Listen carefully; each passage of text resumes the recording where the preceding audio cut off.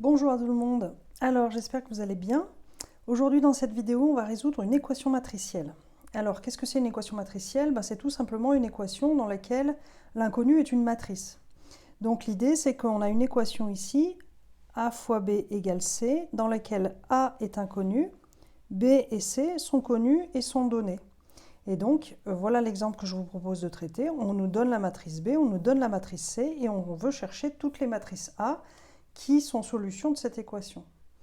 Alors, donc, la première question qu'on peut se poser, c'est se demander quelle est la taille de A, parce que c'est une matrice, mais il ne nous précise pas dans l'énoncé quelle est sa taille. Donc nous, on va aller regarder, qu'est-ce qu'on peut dire sur la taille de la matrice A. Donc là, il faut qu'on se souvienne un peu de comment ça marche le produit matriciel. Donc on va supposer que A est de taille nm, ça veut dire n lignes, m colonnes.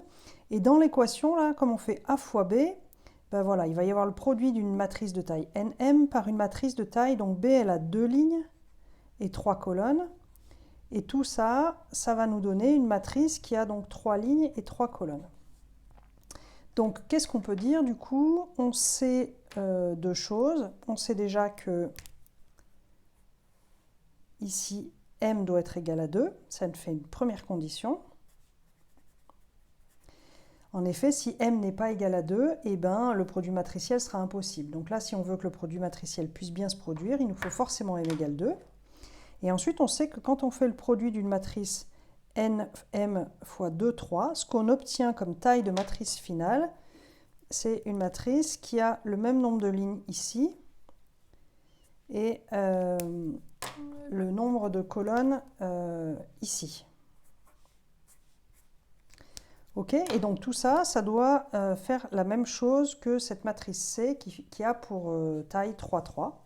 Et donc là, ça nous donne une deuxième condition qui est que n est égal à 3, ici, là. Ok, donc au final, A est de taille 3, 2. On a trouvé 3 pour n et 2 pour m. Donc 3 lignes, 2 colonnes. Donc ça veut dire que la matrice A, elle va s'écrire 3 lignes, 2 colonnes, elle va avoir 6 coefficients. A, B, C, D, E, F. Alors pourquoi j'ai écrit sous la forme 6 coefficients? Simplement que c'est notre matrice A qui est inconnue, mais bien évidemment, pour trouver la matrice A, pour résoudre tout ça, simplement, il va falloir identifier, calculer quels sont ses coefficients. Et donc, pour calculer ces coefficients, on va écrire des équations, etc. Donc, je commence essentiellement à préciser quels sont mes 6 inconnus ici. Alors, comment trouver ces 6 inconnus? On va utiliser l'unique information qu'on a à notre disposition, qui est l'équation matricielle A fois B égale C. Donc, on va poser cette équation matricielle, on va détailler ce produit matriciel grâce à B et grâce aux inconnus, et on va l'écrire, et en le détaillant, on va justement obtenir des équations sur A, B, C, D. Alors, comment est-ce qu'on fait ça? On va poser le produit matriciel A, B, C, D, E, F. Je vais multiplier, donc moi je vais poser mon produit comme je sais faire, 1, 2, 0, 1, moins 1, moins 1. Alors si je pose le produit, donc pour les gens qui se souviennent plus trop, je vous invite vraiment à aller regarder la vidéo sur le produit matriciel, mais en gros, le coef ici qui est à l'intersection de cette ligne et de cette colonne, on va faire ça fois ça, plus ça fois ça. Donc là, ça nous fait A fois 1 plus B fois 2, donc A plus 2B. En dessous, on fait la même chose avec C et D, et 1 et 2. Donc C fois 1, D fois 2. C plus 2D, et en bas, E plus 2F. La colonne suivante, on fera 0 fois A plus 1 fois B, ça fait B. 0 fois C plus 1 fois D, ça fait D. 0 fois E plus 1 fois F, ça fait F. Et enfin, pour la dernière colonne, moins A moins B, moins C, moins D, et moins E, moins F. Ok, et tout ça, ça doit être égal, donc ça c'était A fois B, ça doit être égal à C, et C, on sait que c'est moins 1, 0, 1, 1, 0, 2, 1, moins 1. Alors maintenant, qu'est-ce qui se passe? Tout simplement, je ne vais pas prendre 300 000 couleurs, je vais juste en prendre 2 ou 3 pour vous montrer. Deux matrices sont égales si et seulement si chacun de leurs coefficients sont égaux. Donc ça, c'est le premier coefficient. Ça nous fera une première équation. Ça, c'est le deuxième coef. Ça nous fera une deuxième équation. Et le troisième coef nous fera une troisième équation, et ainsi de suite sur la totalité des coefficients de la matrice. Donc c'est ça que je vais prendre le temps de faire maintenant avec vous. On va écrire toutes ces équations, tous ces coefficients, un par un, tranquillement. Donc on y va. A plus 2b égale moins 1. B égale moins 1. Moins A moins B égale 0. Ça, c'est la première ligne. Ensuite, pour la deuxième ligne, C plus 2D égale 1. D égale 1. Moins C moins D égale 0. Et la dernière ligne, E plus 2F égale 2. F égale 1. Moins E moins F égale moins 1. Alors là, ici, ce qu'on remarque, c'est qu'on a 9 équations pour seulement 6 inconnus. Hein. Vous êtes d'accord? A, B, C, D, ça ne nous fait que 6 inconnus. Donc ici, il va falloir espérer qu'il y ait un certain nombre d'équations qui soient redondantes pour qu'on n'ait pas de problème d'incompatibilité. Alors, c'est ce qu'on va faire. Donc on va résoudre ce système. Ici, je vous invite à ce qu'on n'utilise pas la méthode de Gauss, mais qu'on fasse la bonne vieille méthode quand on était petit de substitution. Parce que là, on a des équations qui sont des cadeaux où on a déjà les solutions. Et les autres qui sont des équations qui sont simples dans lesquelles on va pouvoir tranquillement substituer. Donc allons-y. Ce que je vais faire, c'est que je vais écrire B égale moins 1, et ensuite je vais écrire l'équation de substitution A égale moins 1 moins 2B, et ensuite la deuxième, A égale moins B. Ensuite, équation suivante, D égale 1, c'est donné, C égale 1 moins 2D, première équation de substitution. La deuxième où on va substituer, c'est C égale moins D aussi. Ensuite, F égale 1. Ici, E égale 2 moins 2F. Et ici, E égale moins F plus 1. Hop, donc là, on avait un système équivalent. On continue avec un système équivalent. Donc là, on a toujours nos 9 équations, 6 inconnues. Hein. Et c'est important vraiment de garder les 9 équations pour que le système soit vraiment identique. Hein. Et donc là, ce qu'on va espérer, c'est qu'au milieu des équations, les équations qui sont un peu en double, en fait, que ce soit des équations qui nous donnent la même chose, qui soient compatibles. Si par exemple on trouve A égale 3 et puis A égale 4, alors il y aura un système impossible parce que les équations seront incompatibles.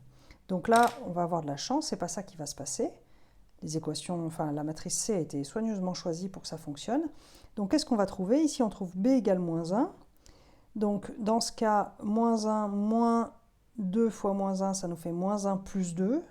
Moins 1 plus 2, ça nous fait 1. Et ici, A égale moins B, moins 1, ça fait 1 aussi. D égale 1. C égale 1 moins 2D, ça fait 1 moins 2, ça fait moins 1.